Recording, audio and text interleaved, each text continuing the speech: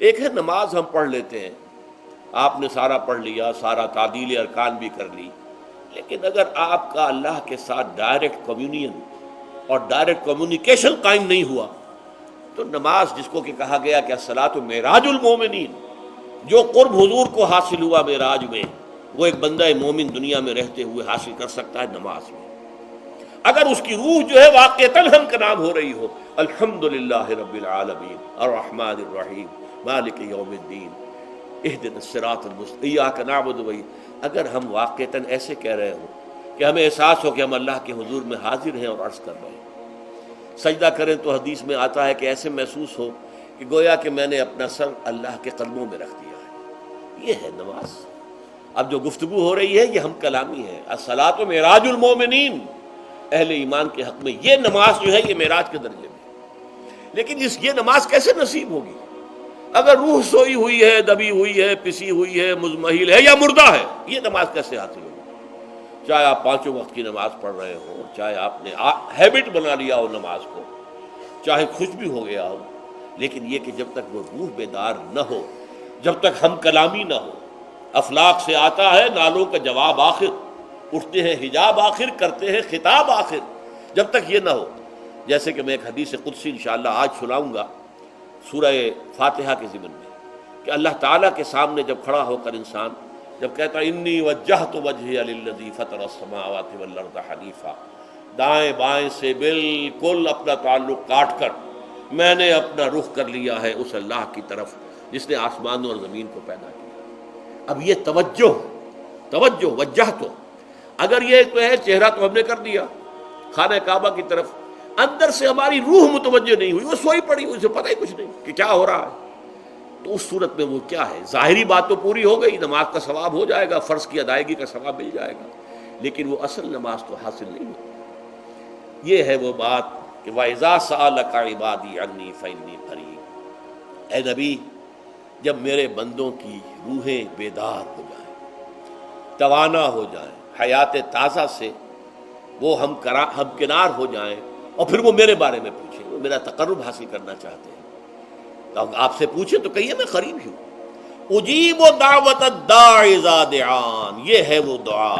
میں ہر پکارنے والے کی پکار، ہر دعا کرنے والے کی دعا کو سنتا ہوں، قبول کرتا ہوں، جواب دیتا ہوں جہاں کہیں بھی مجھے پکارے، اذا دعان۔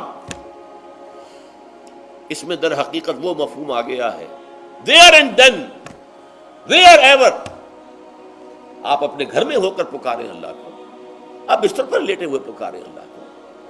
الذین یذکرون اللہ قیاما وقعودا وعلی جنوبہم، ہاں ٹھیک ہے، بعض مقامات بعض اوقات قبول دعا کے لیے زیادہ سازگار ہے، حرم میں جا کر دعا مانگی جائے، اور منا میں عرفات میں خاص طور پر، جبل رحمت پر خاص طور پر، ملتزم جو ہے کعبے کا اس پر خاص طور پر، وہ ایام بھی ہیں خاص، لیکن یہ نہیں ہے کہ بقیہ دنوں میں آپ کے اور اللہ کے درمیان کو بڑا فاصلہ ہے۔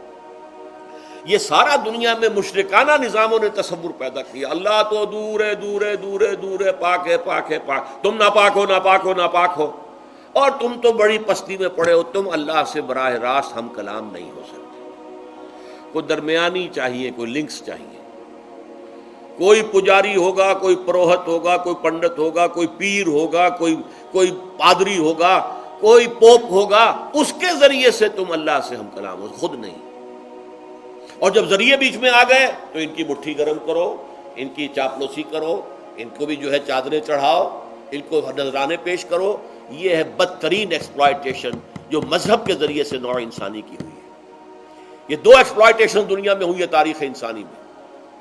ایک بادشاہوں کی طرف سے خراج دو ہمیں، محنت تم کرو گے کھیت میں، آدھا حصہ ہمارے پاس آئے گا، ہم عیش کریں گے، ہم اسٹینڈنگ آرمیز رکھیں گے تاکہ ذرا تم بغاوت کرو تو تمہارا سر کچل دیا جائے۔ یہ ایکسپلائٹیشن بدترین، مانگنے والا گدھا ہے، صدقہ مانگے یا خراج۔ دوسری طرف ہم بادشاہ ہیں،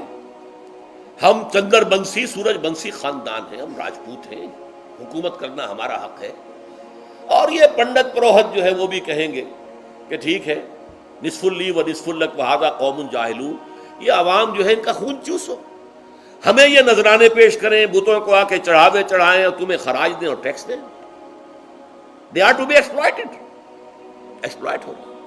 اسلام نے آ کر دونوں کا خاتمہ کیا. کوئی ملوکیت نہیں.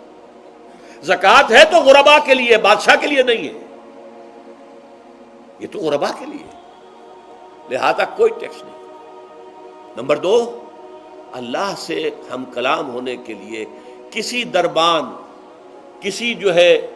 پہرے دار کی مٹھی گرم کرنے کی ضرورت نہیں. جب چاہو ہم کلام ہو جاؤ. دل کے آئینے میں ہے تصویر یار، جب ذرا گردن جھکائی دیکھ لی. یہ تو تم ہماری طرف متوجہ نہیں ہوتے، ہم تو ہر وقت کہتے ہیں. ہر شب کو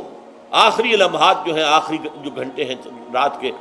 سمائے دنیا تک ہم نزول فرما لیتے ہیں تمہارے لیے. اور پکارنے والا پکارتا ہے، حل بالمستغفر فاغفر اللہ، ہے کوئی استغفار کرنے والا کہ میں اسے بخش دوں. حل من سائل فاعطیہ، ہے کوئی مانگنے والا کہ میں اسے عطا کروں. تم ہی سوئے رہتے ہو، انٹا غفیر رہتے ہو، تمہیں ہماری طرف توجہ نہیں ہے. اگر ہماری طرف متوجہ ہو جاؤ تو جیسے کہ اقبال نے کہا کہ میرے لیے یہ دربان جو ہے، پیران کلیسا کو کلیسا سے اٹھا دو. کیوں خالق و مخلوق میں حائل رہے پردے،